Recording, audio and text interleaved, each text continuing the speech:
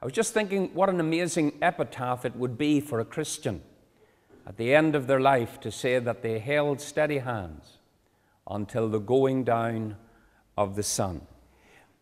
Many years ago, I remember doing meetings in a location where I was invited to speak on the subject of holiness.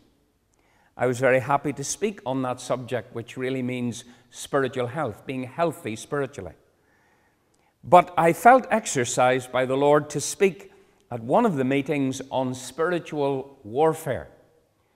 And I discovered that while many people wanted to hear about holiness, they didn't want to hear about spiritual warfare. And the thing that I have discovered is that true holiness can never be separated from spiritual warfare. They are interconnected. You can't have one without the other. Holiness of life and the fullness of the Holy Spirit will inevitably lead you into conflict with the powers of darkness. And if your experience does not lead you into conflicts with the powers of darkness, then you are not filled with the Holy Spirit. In other words, we don't have the men and women of God that we had who are now currently on the mountaintop. But thank God, God is, I'm sure, preparing people. I'm sure God is training people. They're not going to be in the heart or the core of the work. They're generally, as I've stated, they're lonely people. They're people who aren't going to fight with the church. They're not going to get into trouble in the church. Quite often, if there's conflict, they'll pull away from the church, but they'll just seek God themselves because they recognize that somebody needs to be on the hill if there's going to be victory.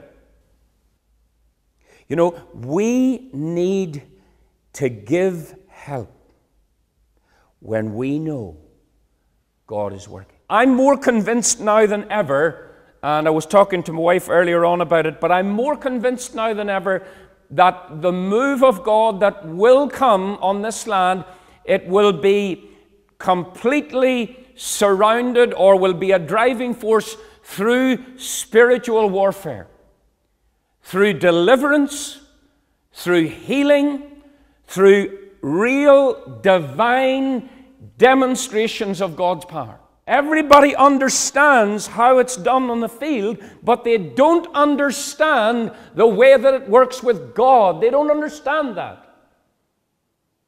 It's a foreign language to them.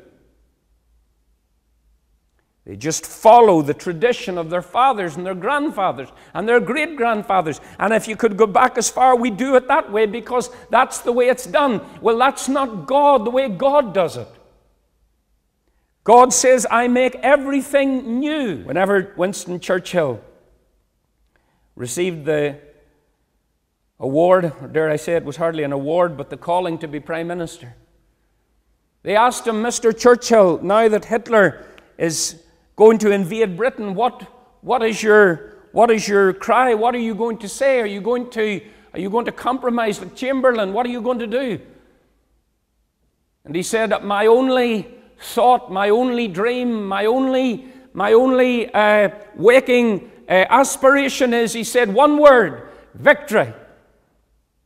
And he got the famous sign. He said, that's all, victory. He was down, he was defeated, the empire was broken, financially crushed, but he became the mouthpiece. And victory was won. And it can be won again.